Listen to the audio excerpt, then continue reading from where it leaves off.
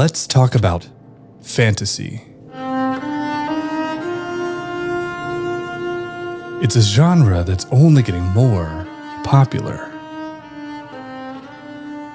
From Skyrim to Harry Potter, Game of Thrones to D&D, Lord of the Rings to Renaissance fairs, we are a culture obsessed with imaginary worlds.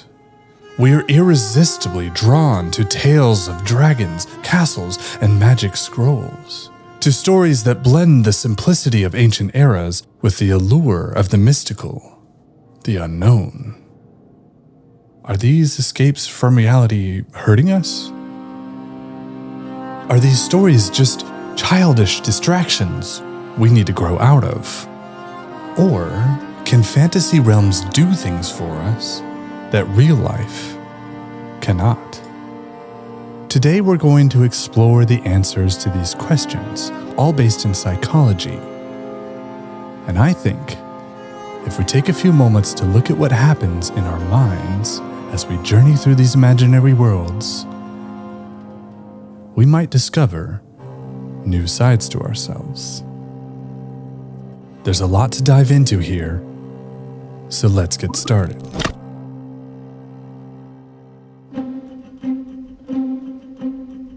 Modern culture is captivated with imaginary worlds. Dungeons & Dragons is seeing a shift into the mainstream that it has never experienced before. Renaissance fair attendance is on the rise, and we can't stop playing Skyrim. Today's most recognizable characters and stories all seem to come with their own worlds, their own twists on reality. It's not a new phenomenon. Many stories from past authors were set in some altered version of their era. But more and more, we're seeing people leave behind stories and experiences set in our own reality and searching out fantasy worlds instead. We like fantasy. Now you might be asking, is that a bad thing? Are we just looking for excuses to hide from real life? We'll answer that question later on, but first let's take a look at the helpful ways that fantasy hacks our brains. Let's start with a well-established psychological baseline. Humans crave new things. In the realm of psychology, novelty is the term for experiencing something new and unusual, and we like it. A healthy dose of novel experiences helps keep the brain from falling into boredom or getting stuck in ruts. So, experiencing new places, taking in new sights, and even exploring unusual feelings, these are all good for us, as long as they're in manageable doses, and they all require us to explore.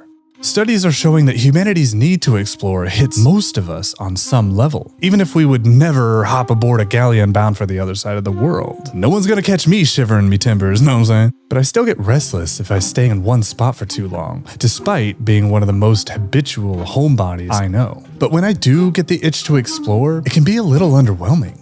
I mean, what is there left to explore today? Of course, first-hand experiences are meaningful. People love to travel. It's a whole different vibe exploring the ancient castles and small fishing villages of the world for yourself. But still, the maps are all filled in, the roads are paved, and the civilizations and cities are all documented. If you have a phone, it's actually kind of difficult to get lost anywhere on Earth, even if you're trying to. So naturally, we turn to worlds that haven't been discovered yet. Imaginary worlds in fictional stories artificially trigger the human preference for exploration. Tolkien once said he thought part of the appeal of Middle-earth was capturing the feeling of spotting an island in the distance you've never visited, or seeing the towers of some far-off city on the horizon. As he put it, to go there is to destroy the magic, unless new, unattainable vistas are again revealed. We've kind of destroyed the magic of Earth. Making a discovery in the real world means dedicating your life to one incredibly minute, focused science just to have the chance of discovering a variation of some species we've already known about for centuries. Contrast that with Bilbo Baggins' song, "The road goes ever on and on, down from the door where it began. Now far ahead the road has gone, and I must follow, if I can, pursuing it with eager feet, until it joins some larger way where many paths and errands meet, and whither then I cannot say." Are you kidding me? That shit hits me right in the adventure bone. Fantasy is an open road with an empty map and every possibility on the horizon. It's probably why you keep starting new Minecraft worlds instead of continuing old ones. There's an addictive quality to re-rolling the dice and seeing what generates. You get to ask the question again, what could be out there? Fantasy lets us become explorers again. Even better, it lets us explore safely. Humans don't want to be in danger. We want to know how it would feel like to be in danger. This is a big draw of horror movies and games, and I have an entire video on the psychology behind why we love horror, if you're curious. The point is, we don't want to be physically threatened, but we want the narrative tension that comes along with that. Fictional stories and experiences allow us to learn about dangerous phenomena and safely explore the experience of the emotional and/or behavioral responses within the framework of safety so that we can actually process what we're thinking and feeling, so that we can digest the vibes. Fantasy worlds let us get into trouble without ruining our own lives, which can be really hard to unfuck. We get to watch the hero holding true in the face of extreme peril. We pilot Link through thick and thin to slay the evil wizard again. We cheer Frodo on against all odds from the safety of our own couch. When your DM slams down some insane twisted mini on the table and then drops the hardest, most sinister line you've ever heard, it's a rush that pulls you in instead of sending you into fight or flight. Fighting a dragon is fun in a tabletop RPG. Getting cornered by an actual grizzly on a hike is not. Fantasy lets us fuck around without having to find out.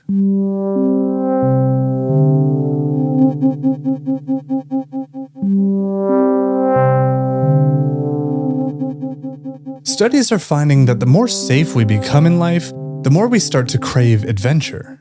Stories with imaginary worlds became popular in the UK during the 19th century, when the nation was hitting new levels of wealth and stability. And it seems to happen in every nation. It's a pattern. The safer people feel, the more they develop a taste for fantasy worlds. Since we're not trying so hard just to physically stay alive like we were a few centuries ago, we can start climbing higher up Maslow's pyramid. That's not to say that life isn't difficult, because it is. But a year of drought no longer threatens to wipe out entire civilizations. Your home is probably not going to be burned down by the next city over. Today, our struggles tend to happen higher up on the pyramid. The thing is, we actually like obstacles.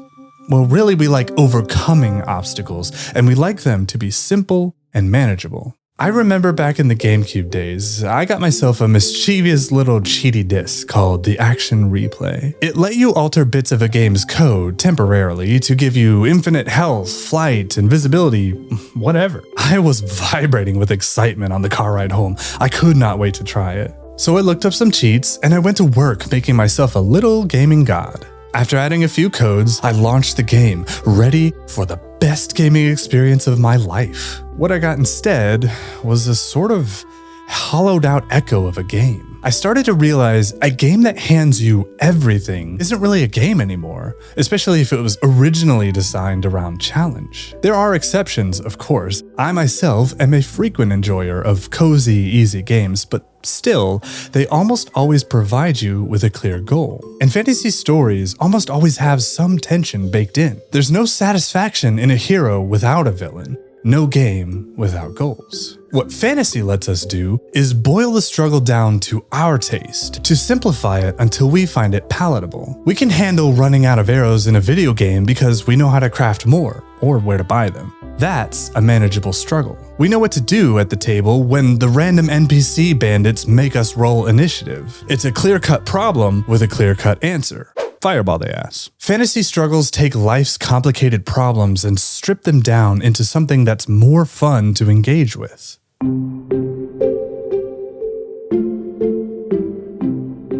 There's a common theory in psychology called the escapism hypothesis. It tends to come with a negative connotation, but it's not necessarily good or bad on its own. But before we go any further, let's go back to the question we asked earlier. Is it a problem to lose yourself in fantasy worlds? To answer that, we need to talk about something called cognitive escapism, the use of media to divert attention from real-world stressors and engage in alternative, often more gratifying, cognitive activities. maybe you can already see the potential problem here. If you bury your head in imagination, ignoring reality, it'll hurt you in the long run. And fairly often, that's how escapism is framed. An unhealthy, childish habit that you should just grow out of.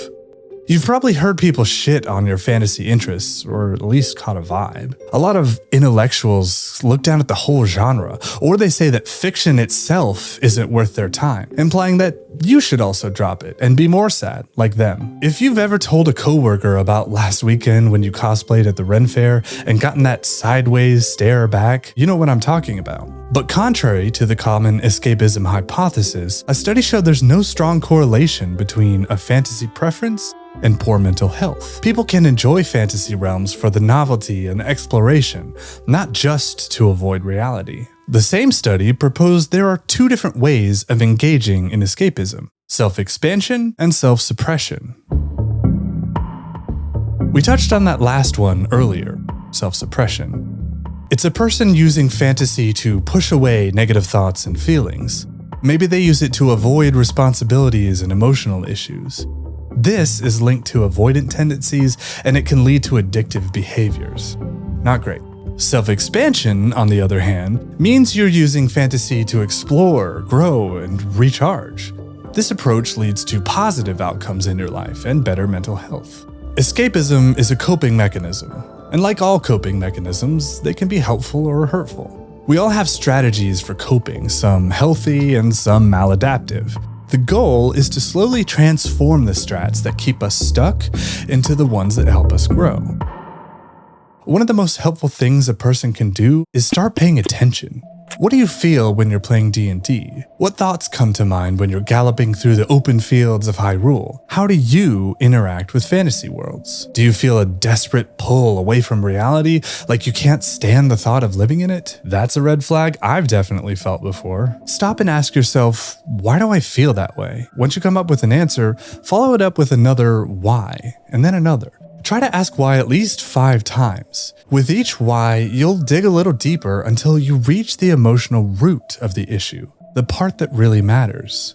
Healthy escapism serves as a temporary respite, allowing for relaxation and rejuvenation. It's characterized by activities that contribute to an individual's overall well-being, integrated into one's life in a balanced manner, enhancing rather than detracting from responsibilities and relationships. Unhealthy escapism often masks underlying issues such as low self-esteem, unaddressed mental health conditions, or unresolved personal conflicts, and can exacerbate these problems over time. Self-expansion is the answer here, approaching fantasy with a mindset that you're here to learn, recharge, explore, and even grow as a person. The fantasy genre is a fantastic medium for this. Why?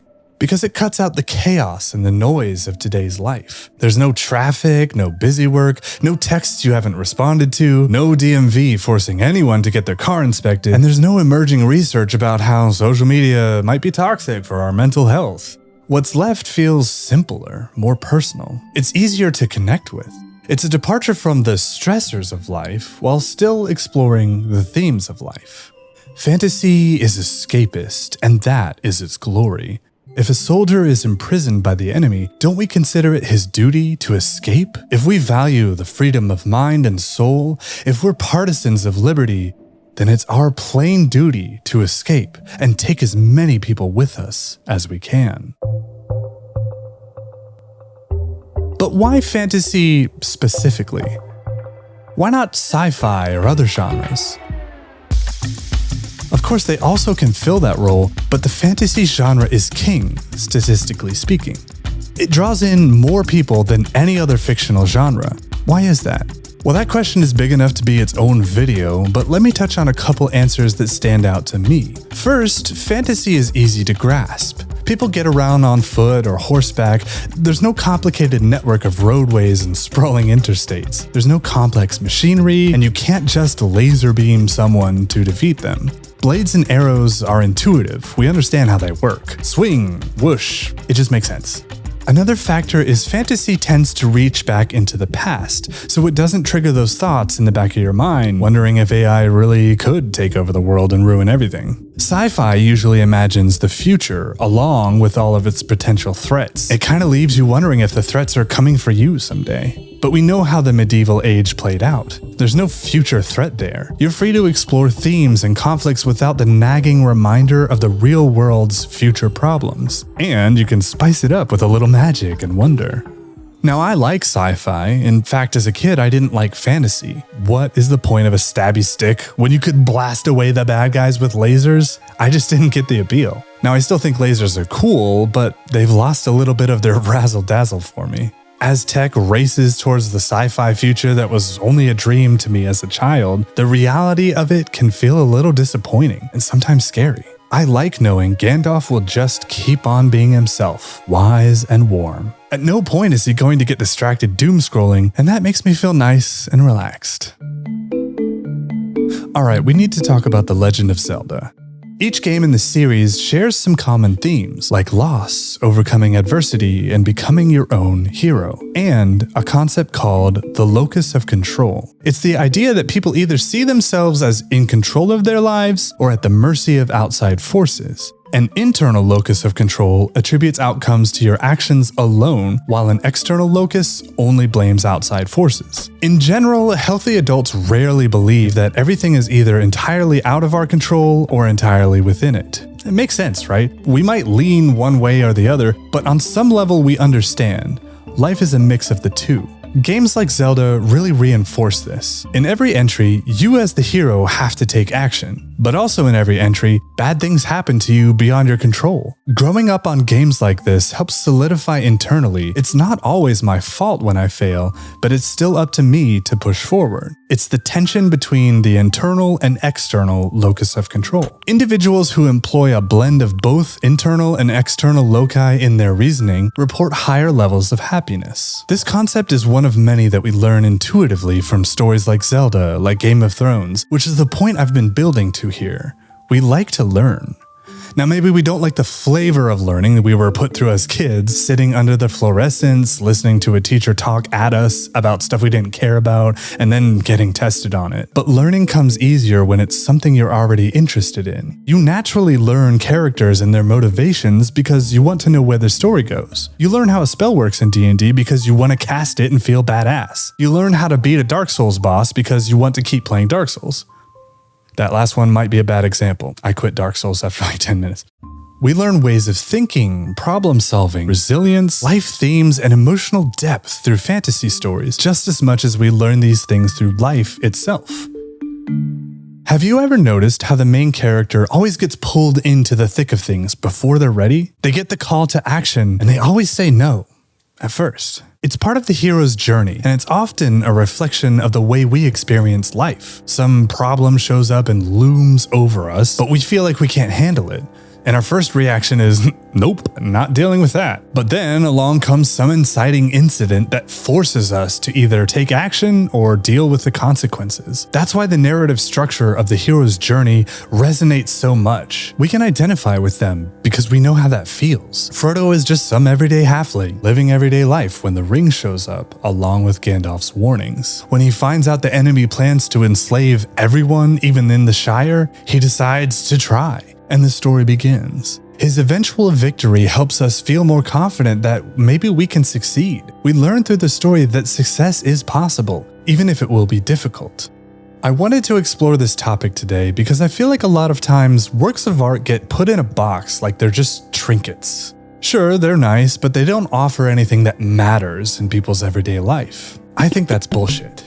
Fiction has been used for millennia to inspire, teach, and break down complex ideas in digestible and memorable ways. Maybe you don't know what the term self-efficacy means, but you know how good it feels to finally take down the 3-phase boss at the end of the game. Maybe you keep your own feelings bottled up, but connecting with a character's grief gently nudges you to work through them. Maybe you feel overwhelmed and completely incapable, but being able to flex through your D&D character gives you a little more confidence to try something scary in real life. Maybe you feel anxious going to a function with people you don't know, but seeing the nervous protagonist transform into a total badass makes you think you could try. Fantasy stories have a lot to offer if you're open to it. Your approach can change everything.